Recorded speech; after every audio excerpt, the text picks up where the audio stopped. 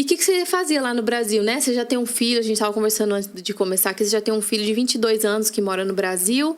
Então, você já tinha sua família lá no Brasil, já formada. Você trabalhava com o quê? Fala um pouquinho antes de você vir para cá. O que vocês faziam lá? Eu vou ler nos comentários, tá? Eu tenho 43 anos de idade, né? E eu trabalhei como secretária executiva. Eu tinha uma carreira sólida no Brasil de secretária executiva, já atuava no mercado há 20 anos. Uau! Né? Em paralelo, né, em 2009, eu sempre gostei da área da beleza, né? Minha mãe e minha tia sempre foram envolvidas, né, na área da beleza, vendendo cosméticos, né? Elas tinham uma empresa e eu sempre tive paixão também pela área da beleza. Então, em 2009, eu fiz o meu primeiro curso de maquiagem e comecei a fazer como um hobby, né? E depois como um extra, né, a maquiagem no Brasil a partir de 2009. Mas a minha profissão de formação é secretária executiva, né? E eu atuei numa empresa por 13 anos, uma multinacional. E eu nunca sonhei em sair do Brasil. Nunca imaginei viver as coisas que eu vivo aqui. Nunca tive o desejo, nunca passou de verdade pela minha cabeça morar fora do Brasil, né? Até pela estrutura, né? Eu não era uma pessoa rica, tá, gente? Mas a vida que eu tinha lá era uma vida estruturada, né? Eu acho que muitas vezes a gente pensa nisso, né? Quando a gente está aqui, né? Que a gente tinha uma vida estruturada, né? Já no Brasil, De onde né? você é? São Paulo. Capital? Osasco. Osasco. Isso. Então, nunca passou pela minha cabeça, mas o meu marido, ele sempre teve o sonho de morar fora. Sempre. Nos Estados Unidos, né? Ele fala que ele errou o país que ele nasceu. Sempre teve o sonho de morar aqui. Sempre teve latente no coração dele. Sempre. Ele sempre teve o sonho de morar fora. E aí, quando a gente se conheceu, logo de cara, eu lembro que ele comentou isso comigo, né? Eu acho que, tipo, né, se eu vou casar com ela, né? Se ela tem intenção mesmo de ser um relacionamento sério, né? Porque nós somos cristãos, né? Então, desde de início, ele falava, eu vou morar fora. Mas assim, né, a gente ficava olhando assim, pensando, vai morar fora, né? Tipo, você não acredita muito, né? Não. Às vezes, né? Até pelas nossas condições no Brasil, né? Então, meio que eu acho que ele não trabalhava com o quê? Meu marido, ele é muito empreendedor. Legal. Então se dá bem aqui nos Estados Unidos. Eu falo que eu olho para ele assim, ele realmente me motiva, porque ele tem o psicológico e o emocional adequado para correr atrás do que ele quer. Ele não desiste. Né? E assim como ele não desistiu.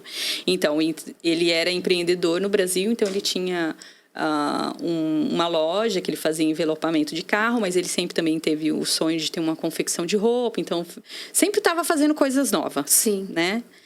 E aí sonhava em vir para cá, e logo que a gente casou, em 2016, ele foi, e logo que a gente casou, ele mesmo, que ele sabia que eu não tinha intenção nem nada, ele foi e preparou o pedido de passaporte e visto dele e foi tentar tirar o visto dele de turista. Mas ele fez tudo ele sozinho, não contou para nem para mim, para ninguém ele não contou. E foi lá e foi negado o visto dele de turista em 2016. Ai, que frustração. E aí, quando ele contou, né, porque aí ele teve que contar, né? Aí ele contou e a gente, nossa, mas por que você não falou? Enfim, era uma coisa dele. Ok, eu ainda falei pra ele, eu falei assim, cara, eu não... Aí quando ele, né, revelou que ele já estava em mente de vir, né, pra cá, aí eu falei assim, olha, eu não tenho como pedir demissão da onde eu trabalho, né, porque eu já trabalhava lá, já tinha 11 anos, né, nessa carreira, época. Né? Eu não tenho como pedir demissão da onde eu tô pra ir, porque pra mim a gente fala, né, e viver uma aventura em outro país, né. Então, eu só posso ir para lá se eu for demitida. Se um dia eu for demitida, pedir demissão para viver isso, eu não vou pedir, né? Porque a gente querendo ou não, a gente fala, a nossa segurança acaba sendo o nosso trabalho, né? Sim.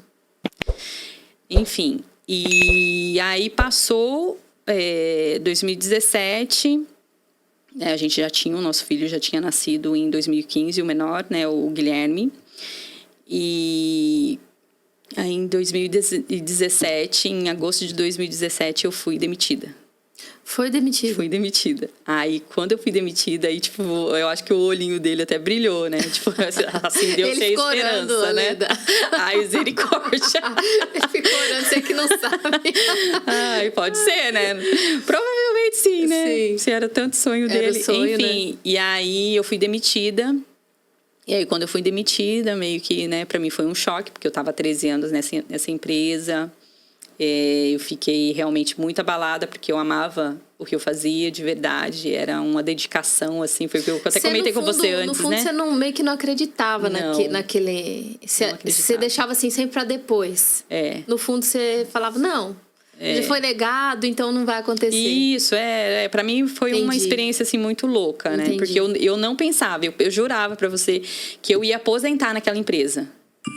Tipo assim, que eu ia ficar velha, caquética, gente, naquela empresa, muitos entendeu? anos, né? Você já estava acostumada com a rotina, né? Foi um choque pra mim, foi um dos choques, assim, psicologicamente, emocionalmente, eu acho que eu não estava preparada. Eu lembro que eu sofri bastante. Seu filho estava com quantos anos? Era bebezinho. Era bebezinho. Ele ia fazer 2, né? 2 anos, isso, ele ia fazer 2 anos ainda. Enfim, e aí... depois que passou toda a parte burocrática, né, de desligamento, de receber, né, todo o dinheiro, né, porque 13 anos de trabalho lá, então a gente tinha ali uma quantidade boa de dinheiro e aí a gente ficou se questionando o que a gente ia fazer com aquilo, né, porque querendo ou não, se você não pensa o que você vai fazer com aquele valor, você gasta e você não tem nada. E aí foi quando a gente falou assim, não, pra gente não gastar esse dinheiro, a gente vai comprar um imóvel, vai investir em um imóvel e depois, com calma, a gente vai pensar o que a gente vai fazer.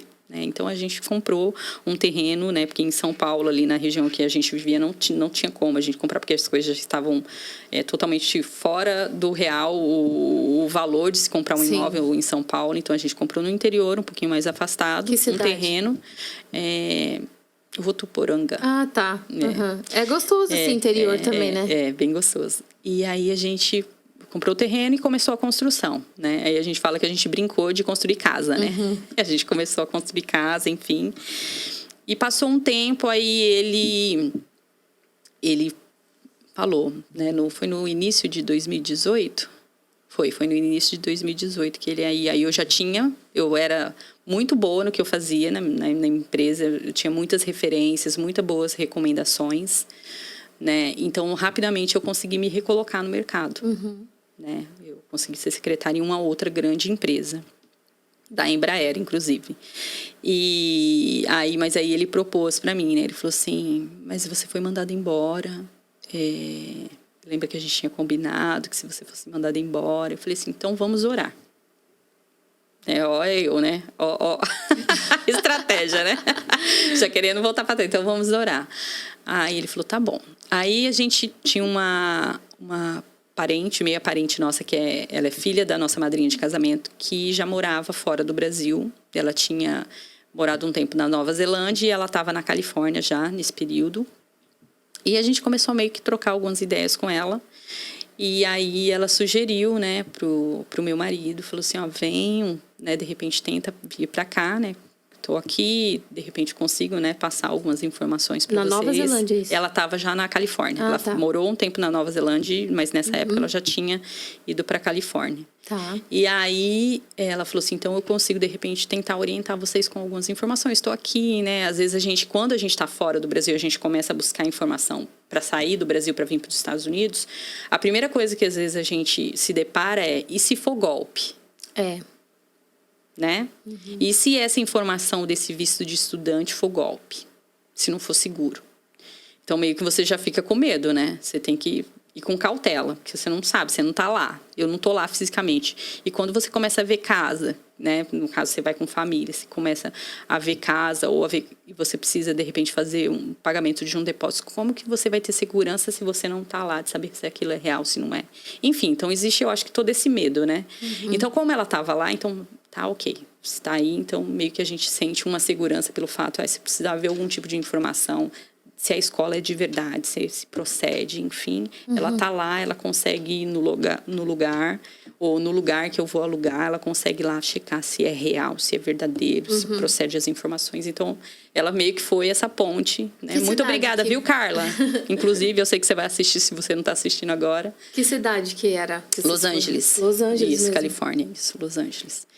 E aí, então, ele começou a falar com essa pessoa dessa escola, lá de Los Angeles, a Ana. E aí, ela foi muito querida também. Muito obrigada, Ana, por toda a sua ajuda no início da nossa caminhada. Essa é a escola que você pode fazer a aplicação para o visto de estudante. Isso. Então, ela orientou, ela ajudou, ela foi um anjo. Ela ajudou com tudo. Orientação de preenchimento de formulário, tudo. E a carta, né? Ela envia uma carta, enfim, bonitinho. E aí preparou, ele tirou, nós tiramos os passaportes, nós tiramos todos juntos, né? E aí o visto, aí o que eu combinei com ele? Eu falei assim, então tá, então você vai aplicar para o visto de estudante, né? Porque era um valor diferenciado, enfim, porque tinha a matrícula da escola, etc. E sendo aprovado, você vai, né? Porque o Guilherme nessa época tinha 2 anos, né? Você vai lá, olha, né? O Guilherme, ele tinha um probleminha de respiratório no Brasil.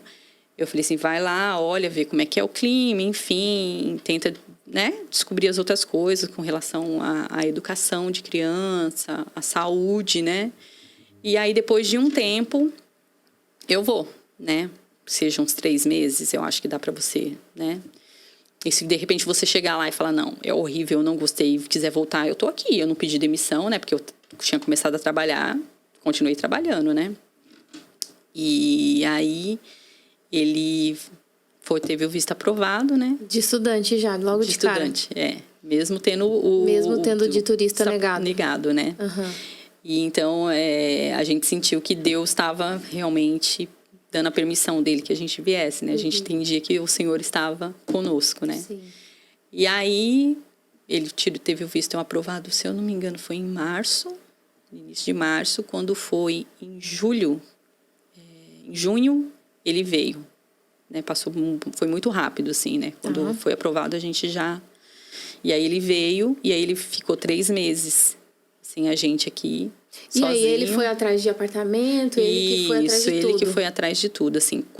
Assim que o visto dele foi aprovado, e essa amiga nossa que mora lá, né, a Carla, ela falou assim, como vocês, né, são da Igreja Batista, eu fui numa Igreja Batista que passou o link, né, falou, esse pastor parece ser muito gente fina. Aí o meu marido fez contato com o pastor. Muito obrigado, pastor Miguel, também pela sua contribuição no nosso início, que fez toda a diferença. Então, nós fizemos contato com ele e ele passou diversas informações que para a gente eram necessários ali com relação o básico, né, de educação, de saúde, onde que de repente a gente poderia ir, onde que meu marido poderia alugar carro, o que tipo de atividades de repente ele poderia ali exercer, né? E foi umas orientações muito boas que nós recebemos dele ainda no Brasil, né? Então, meio que ele já chegou, o meu marido já chegou meio que com algumas coisas que ele precisava fazer mapeadas já, né? E ele foi muito objetivo, né? Porque em 3 meses ele conseguiu abrir conta de banco, conseguiu alugar carro, e logo que a gente chegou, na semana que ele chegou, eu acho que uns 2 dias antes, ele tinha conseguido alugar um apartamento. Um apartamento. Só pra gente. Então, eu não tive a experiência de morar com outras pessoas, né? Que muitos fazem, né? Isso aqui, né? E eu vejo que, às vezes, é desgastante essa experiência, né? De você ter que alugar um quarto e morar com alguém. Eu não passei. O meu marido, ele ficou esses 3 meses que ele ficou antes da gente. Ele ficou dividindo um quarto com um rapaz, que ele falava que o rapaz roncava muito. Acontece. Então, pra ele foi uma experiência, assim... diferente, né? Enfim. E aí a gente alugou o apartamento e recomeçamos, né, gente? Porque eu falo que você tem que se preparar psicologicamente e emocionalmente em primeiro lugar, né? Eu sei que o financeiro é importante, mas o psicológico e o emocional, você tem que vir muito bem preparado. Mas preparado como, né? Preparado, no meu caso, da minha experiência, eu falo, tenha a humildade de saber que a bagagem que você traz do Brasil, você não pode chegar aqui e achar que você vai esfregar a sua bagagem do Brasil na cara das pessoas e falar assim, eu não vou me sujeitar a isso. Porque não é bem por aí. Então, eu acho que o nosso psicológico e o nosso emocional tem que ser muito bem trabalhado na questão da humildade, para você conseguir avançar e sem ter todo um peso. Porque enquanto você não descobre que você precisa ter a humildade de reconhecer que você depende do outro, de reconhecer que você está recomeçando, você fica meio que numa guerra ali, com você mesmo, né? De não ter esse reconhecimento. E você atrai para você, por essa imaturidade até, né? Muito sofrimento. Eu lembro que o primeiro ano, até que eu reconhecesse que eu precisava ser humilde, né? Embora eu tivesse uma carreira no Brasil, né, de 20 anos, embora eu já fosse uma maquiadora, já conhecida no Brasil, eu precisava entender que eu estava recomeçando. Que eu era uma pessoa ali, como milhares, milhões de pessoas que estavam chegando e que eu estava buscando o meu espaço ao sol ali, mas que não adiantava eu achar que eu ia chegar num lugar e ia falar, eu tenho tudo isso no meu currículo, e da onde eu parei lá é onde eu vou começar aqui. E não é.